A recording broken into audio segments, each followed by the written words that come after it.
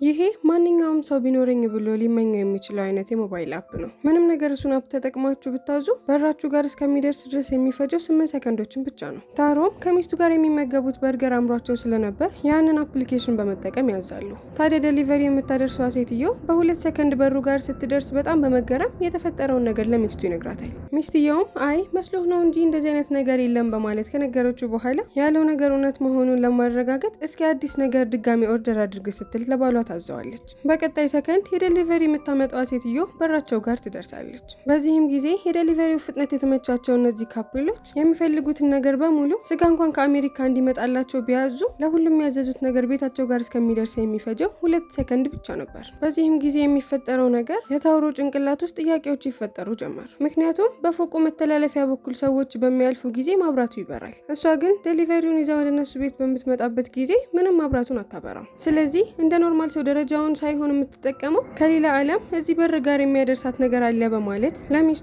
በዚህ አይነት ምንም ነገር ብንፈልግ ከምግብና ከቁሳቁስም ውጪ ልታመጣልን ትችላለች ማለት ነው በማለት ይነግራታል። ይህንንም ጥርጣሬውን እውነት ይሁን ውሸት ለማረጋገጥ ስለፈለጉ የየራሳቸውን ኤክስፐሪመንት ያጠኑ ጀመር። ያንንም አፕ በመጠቀም 1 ሚሊዮን የነሱን ሀገር ብር ዴሊቨር እንዲደረግላቸው ሲጠይቁ 1 ሚሊዮን 800 ይሆን ነበር። በዚህም ጊዜ ሚስትየው ሌላ አንድ ሀሳብ ይመጣላትና በዴሊቨሪው አፕ የሆነ ቀለበት እንዲመጣላት ታዛለች። ወዲያው በፍጥነት ዴሊቨሪ የምታመጣዋ ሴት ያዘዘችውን ቀለበት ታመጣላታለች። ቀለበቱንም ሲያዩት ከማንኛውም ሰው የሆነ ነገር ፈልገው ካዘዙ ከየትኛውም ቦታ ቢሆን እንደሚመጣላቸውና እቃው ደግሞ ምንም ያክል ውድ ወይንም ደግሞ ርካሽ ቢሆን ሊያስከፍላቸው የሚችለው ሁል ጊዜ 800 የነሱን ሀገር ብር ብቻ ነበር። በዚህም ጊዜ ሚስትየው ስልኳን በማንሳት ከአመታት በፊት ጠፍቶባት የነበረውን ውሻ እንድታመጣላት በዛ አፕ ታዛለች። በዚህም ጊዜ ነበር በጣም የሚያስደነግጣቸው ነገር የተፈጠረው። ዴሊቨሪ የምታመጣዋ ሴት በራቸውን ካንኳኳች በኋላ ሴትየዋ ያዘዘችውን ራሱን ውሻ ታመጣላታለች። ካንኮ ታዲያ ተቀጥራ የምትሰራው አንድ ሆስፒታል ውስጥ እንደ ነርስ ሆና ሲሆን አንድ ታሞ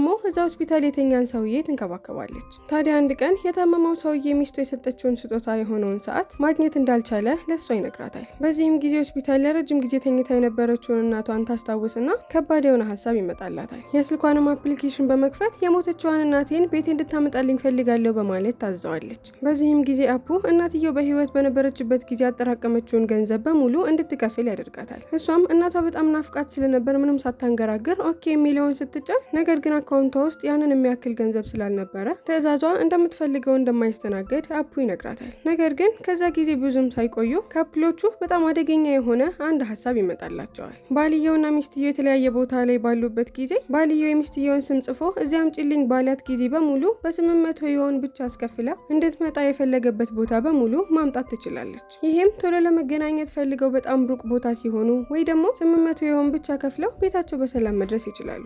በዚህም አፕ ምክንያት ህይወታቸው ላይ የሚያስጨንቃቸው በጣም ብዙ ነገር እየቀለለላቸው ይመጣል። ታዲያ አንድ ቀን የአኒቨርሰሪያቸው ቀን ስለነበር ባልየው ጠረጴዛ ሙሉ ምግብ ያዘጋጅና ሚስቱን ቤት እስከምትመጣ ድረስ ይጠብቃት ጀመር። ነገር ግን ሚስትየው መስራት ከነበረባት ሰዓት በላይ ተጨማሪ ስትሰራ ስለነበር በቶሎ ቤት ለመድረስ በጣም ከበዳት። በዚህም ጊዜ ባልየው ሚስቱ ቤት በፍጥነት እንድትመጣለት ፈልጎ ስለነበር የዴሊቨሪው አፕ ላይ የሚስቱን ስም በመጻፍ ሚስቱም ደግሞ ብትሆን እዛው ባለችበት ቦታ ባሏ እንዲመጣላት ፈልጋት ስለነበር እሷም የዴሊቨሪው አፕ ላይ የባሏን ስም ትጽፍና ሁለቱም በተመሳሳይ ሰዓት አምጣው የሚለውን በሚጫኑበት ጊዜ ዴሊቨሪ በምታደርሰዋ ሴትዮ አይተውትም ሰምተውትም የማያውቁበት ዓለም ውስጥ ይገባሉ። ከዚህ በፊት የሚኖሩበት ወደ ነበረው ዓለም በፍጹም መመለስ አይችሉም። ነገር ግን ባልየው ስልኩን በሚከፍትበት ጊዜ ደስ በሚል ሁኔታ እዛም ውስጥ ሆኖ ኔትወርክ ይሰራ ነበር። በዚህም ምክንያት አንድ ሀሳብ ስለመጣለት ወደ ጓደኛው በመደወል ያን አፕሊኬሽን አውርዶ የሚስቱንና የሱን ስም ጽፎ ወደዛ ዓለም እንዲመለሱ እንዲያደርግ ይጠይቃቸዋል። ነገር ግን እዛ ዓለም ላይ ሆነው ሲያዙ ነው እንጂ ሁሉንም ነገር በ800 የሆን መቀበል የሚችሉት እነሱ ካሉበት ዓለም ወደ ትክክለኛው ዓለም የሆንን ነገር ዴሊቨሪ በሚጠየቅበት ጊዜ መክፈል ያለበት ዋጋ ከ200 ሚሊዮን የሆን በላይ ነበር። ጓደኛውን መጀመሪያ ጉዳዩን በማድረግ የተስማማ ቢሆንም ነገር ግን የብሩን መጠን በሚሰማበት ጊዜ ጆሮአቸው ላይ ስልኩን ይዘጋዋል። በዚህም መልኩ ምንም ማድረግ ስላልቻሉ በዚህ ሁኔታ አመታቶች አለፉ። ታዲያ ባልና ሚስቶቹ ከመጠን በላይ አንድ ላይ በመሆናቸው ምክንያት በጣም ተሰለቻችተው እርስ በርስ እንኳን መታየት አይፈልጉም ነበር። በዚህም ጊዜ ባልየው ከአንቺ ጋር መኖር በቃኝ በማለት የፍቺ ወረቀት ለሚስቱ ያቀርብላታል። ይህንንም ያደረገበት ምክንያት ሁለቱ ከተፋቱና እሱን ደግሞ አንዲት ሴት ማግባት ከፈለገች ከሌላኛው ዓለም ምንም ብር ሳትከፍል እሱን ይዛ ከዚህ መውጣት ስለምትችል ስለሰማ ነበር። ከዚህም ልውጣ እንጂ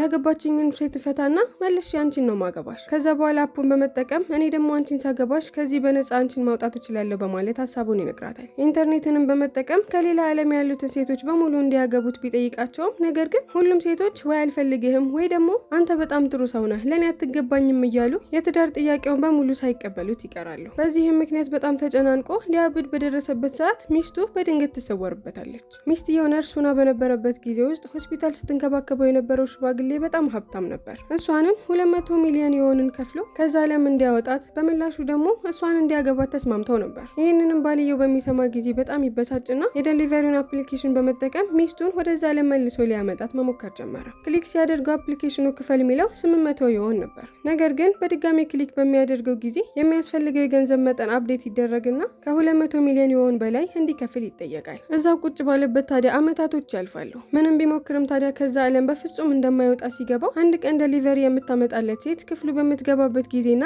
ያመጣችውንም ዕቃ አስቀምጣ ልትወጣ በምትሞክርበት ጊዜ እየሮጠ እግሯ ላይ ይሄድና ተጠምጥሞ እባክሽን ከዚህ ቦታ እንድወጣ እርጅኝ በማለት ይማጸናታል። በዚህም ጊዜ ከዛ ቦታ በፍጹም መውጣት እንደማይችል ስለገባው እንደሷ ዴሊቨሪ የማድረስን ስራ ይቀላቀልና የዴሊቨሪ ስራ መስራት ይጀምራል። ታዲያ አንድ ቀን እንደለመደው ስራውን እየሰራ ባለበት ጊዜ ሚስቱ አዲሱን ባሏን አግብታ የምትኖርበት ቤት ዕቃ ታዞ ነበርና አንኳኩቶ ልክ ስትከፍትለት እየተፋጠጡ እያሳየን ፊልሙ ያልቃል።